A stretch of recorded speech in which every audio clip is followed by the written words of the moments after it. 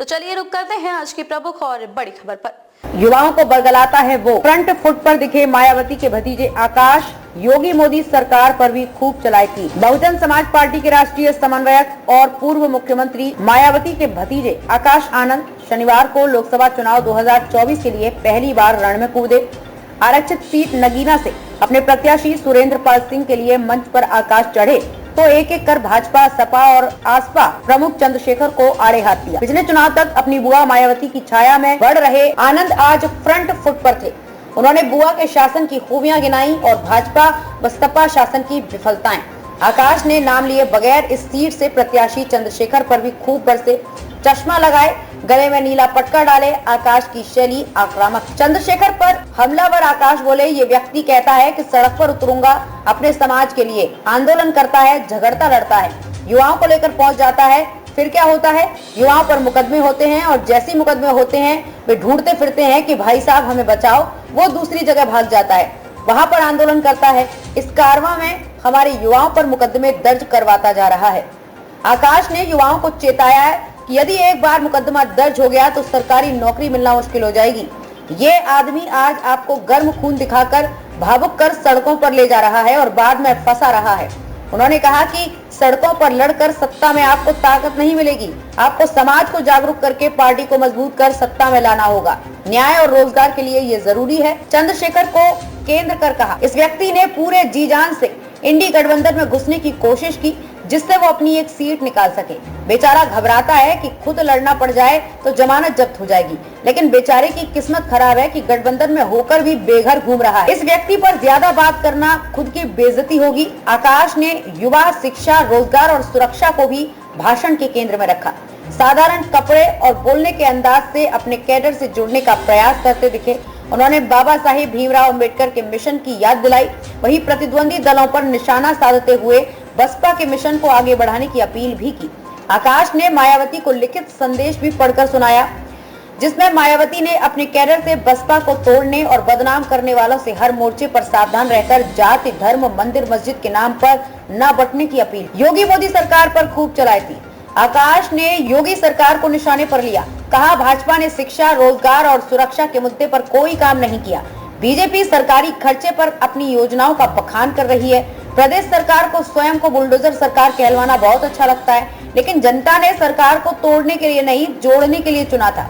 आकाश किसी भी विपक्षी नेता का नाम लेने से बचते रहे। हालांकि उन्होंने बुलडोजर सरकार, चुनावी बॉन्ड, रोजगार, महंगाई और मुफ्त राशन देने पर केंद्र व प्रदेश सरकार पर कटाक्ष किए। उन्होंने विशेष रूप से युवाओं का ध्यान आकर्षित करते हुए मायावती के कार्यकाल की शिक्षा, रोजगार आदि योजनाओं को गिनाया। इलाहाबाद हाईकोर्ट बार एसोसिएशन के चुनाव के बाद अब लगातार मतगणना चल रही है। शनिवार शाम तक अध्यक्ष पद के लिए अनिल तिवारी और राकेश पांडे बबुआ आगे चल रहे थे। इन दोनों प्रत्याशियों में नजदीकी मुकाबला चल रहा है। अनिल तिवारी अपने प्रतिद्वंदी से 19 मतों से आगे रहे। खास बात यह है कि दोनों प्रत्याशी पूर्व में भी अध्यक्ष रह चुके हैं।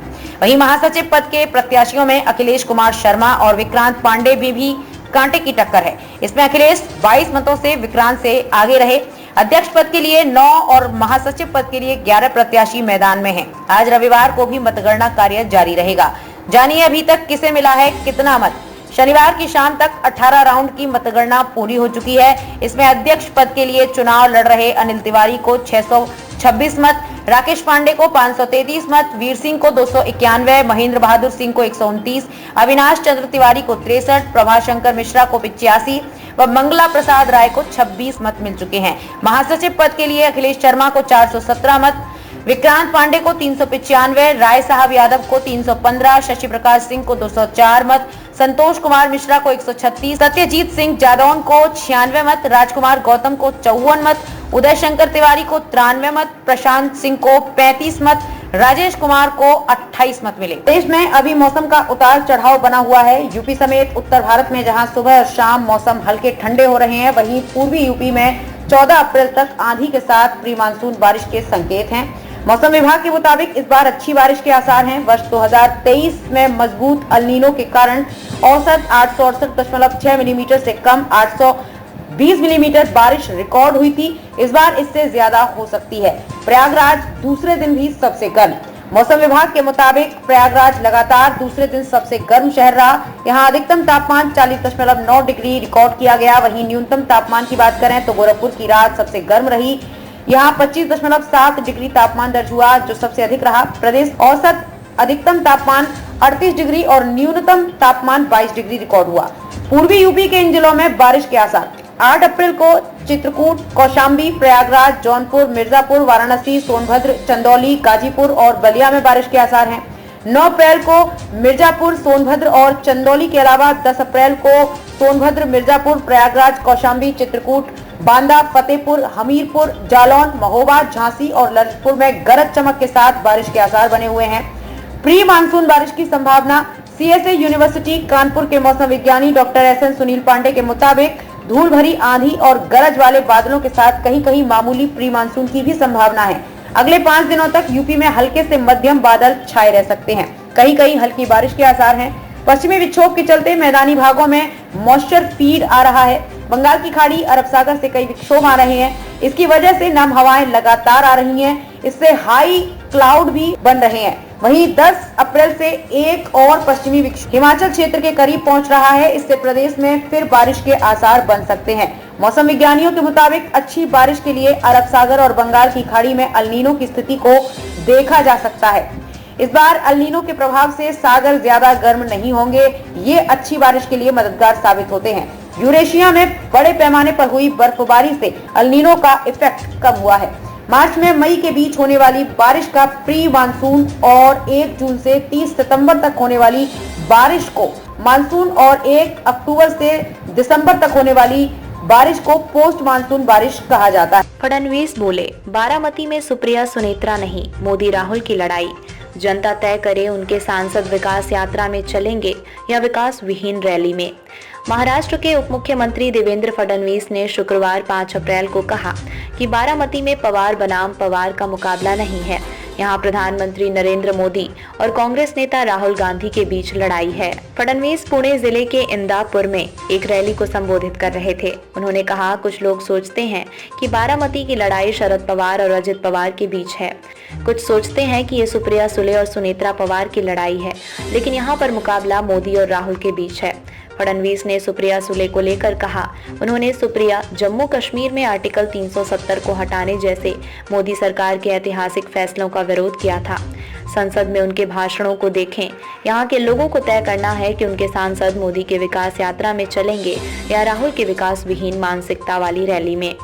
डिप्टी सीएम ने कहा, इस लड़ाई से बहुत कुछ तो नहीं बदलेगा, लेकिन इससे देश के विकास में मदद जरूर मिलेगी। विपक्ष सिंपैथी कार्ड खेलने की कोशिश करेगा, लेकिन मतदाताओं को बड़े लक्ष्य पर ध्यान केंद्रित करना होगा। बारामती लोकसभा सीट से शरद पवार की बेटी सुप्रिया सुले के खिलाफ सुनेत्रा पवार चुनाव लड़ रही हैं। सुनेत्रा महाराष्ट्र के दूसरे डिप्टी सीएम अजित पवार की पत्नी हैं। अजित और सुप्रिया चचेरे भाई बहन हैं। इस रिश्ते से सुप्रिया और सुनेत्रा ननद भाभी हैं। सुप्रिया 2009 से अब तक 3 बार बारामती की सांसद हैं। वो महाविकास अघाड़ी अलायंस की तरफ से उम्मीदवार हैं। दूसरी तरफ सुनेत्रा पहली बार चुनावी मैदान में उतरी हैं। उन्हें महायुति अलायंस की तरफ से टिकट मिला है। महाराष्ट्र में शरद पवार की एनसीपी महाविकास अघाड़ी अलायंस के तहत कांग्रेस और उद्धव गुट की शिवसेना के साथ हैं।